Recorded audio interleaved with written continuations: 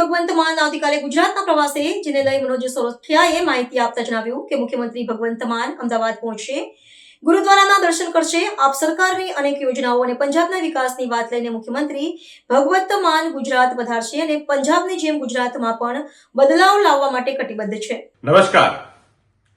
આપ સૌને જણાવતા આનંદ થાય છે કે પંજાબની અંદર પંજાબની કાયા પલટ કરનાર, એક સમયના ઉડતા પંજાબને સમૃદ્ધિ તરફ લઈ જનાર અનેક યોજનાઓના માધ્યમથી જેમણે પંજાબમાં બદલાવ લાવ્યા છે એવા પંજાબના મુખ્યમંત્રી શ્રી ભગવંત માનજી આવતીકાલે ગુજરાતની મુલાકાતે આવવાના છે.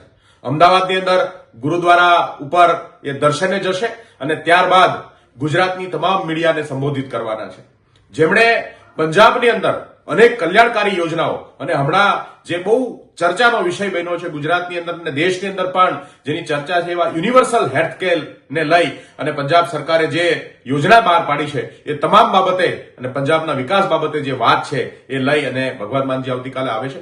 ગુજરાતના લોકો અને ગુજરાતની અંદર પણ આમ આદમી પાર્ટી સરસ મજાની રીતે પંજાબની જેમ બદલાવ લાવી શકે એના માટે કટિબદ્ધ છે. આપ સૌને ફરીથી એક વખત જય હિન્દ, જય ભારત.